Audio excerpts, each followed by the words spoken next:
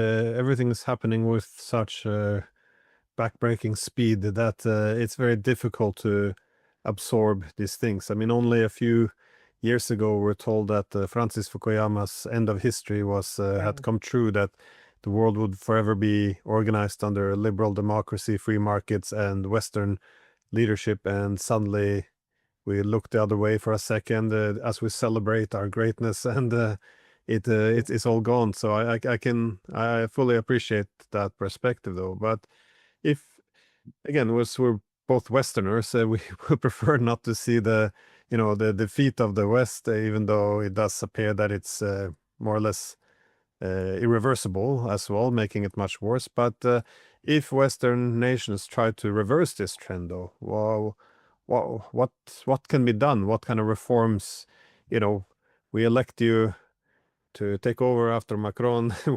Well, what direction can we take to reverse some of these things? Because you're not just talking about some economic development projects. You're talking about the very deep-rooted structures of society and the family and faith. Yes, I'm very bad at producing ideologies myself. You see, this is my weakness.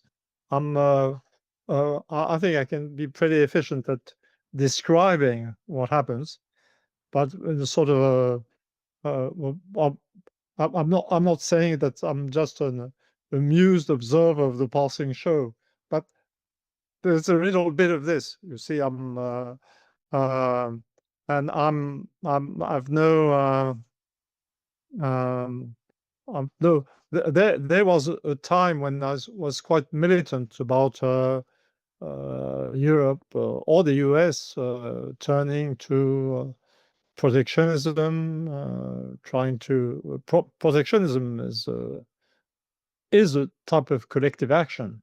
Well, this is what the Chinese have been practicing for years, and other countries too. But as far as reversing the trends is concerned, I have in fact lost hope. I think we're very close. We haven't reached the absolute climax of thing. We now see that what we see is failure in Ukraine. What we see is an inability of the US to really control or stop Chinese development. But there's still, there's something ahead of us that we must expect, and which will have massive consequences, and that will be the complete collapse of Ukraine, because we'll get out of the now. I don't know about Norway, the US, or Germany, but the media in France produce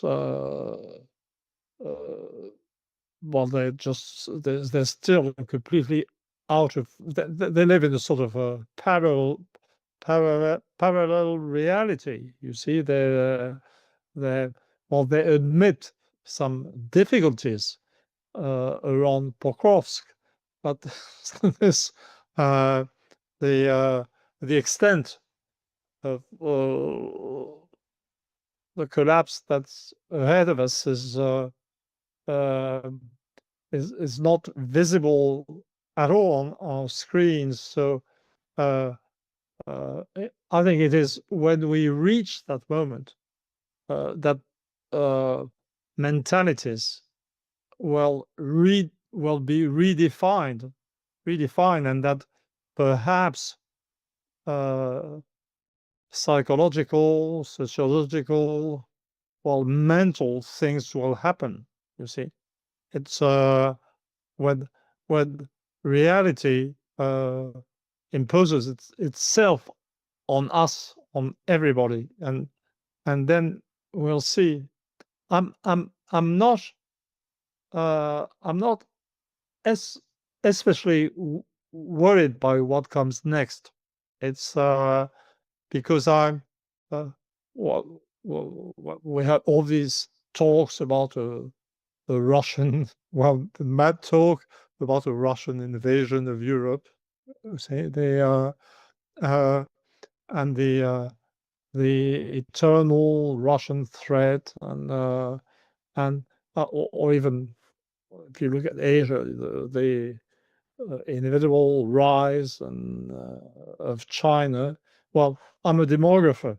I mean that I spent decades at the most of my life at the French Institut National d'Études Démographiques, and there's something is common to the whole advanced world, and this includes the West and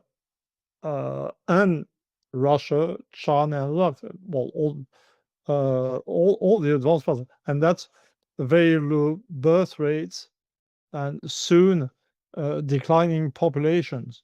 So when the war in Ukraine is over,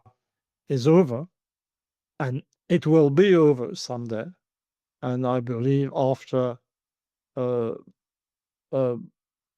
Russian victory of some kind, a very clear Russian victory, in fact. But then we'll all, but we will be left with weak states everywhere. You see, it's because well, even in the U.S., the fertility rate is collapsed, and there's no the case of China is even more interesting. I think that the fertility rate now must be 1.1 child per woman. Realize, take well, India and China about the same population, even if the Chinese population has started a slow decline, slow for the moment, decline, and is now a little under that of India, but they're very comparable. And so, and every year you will have something like 22 million births in India and 9 million in China. I mean, the demographic collapse is just, well, scary in a way.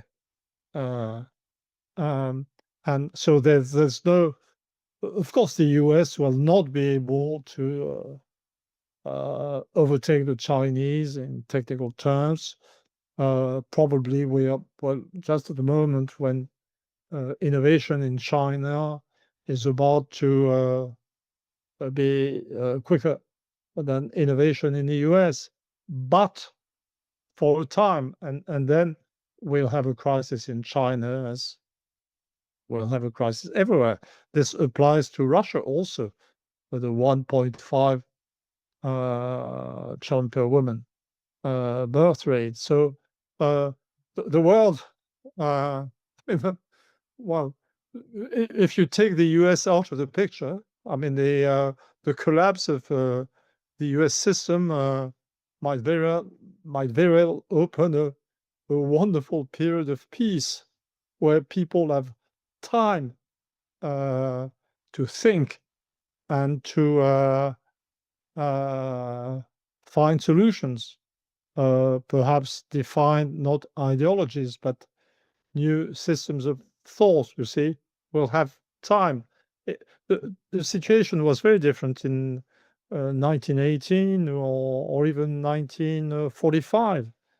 I mean, the zombie stage, where all in those days, the wars that had much to do with national power increasing everywhere, you see. we had an expansion of populations before the First World War, and the German population was growing at a rate was much greater than that of France, but the Russian population was also growing at a rate much higher than that of Germany, and everybody was getting more powerful, but at different rates, and everybody was frightened, and then we had the First World War, and then pause, and society is still at the energy to get into an even more bloody war, the Second World War. They still had a lot of energy to fight.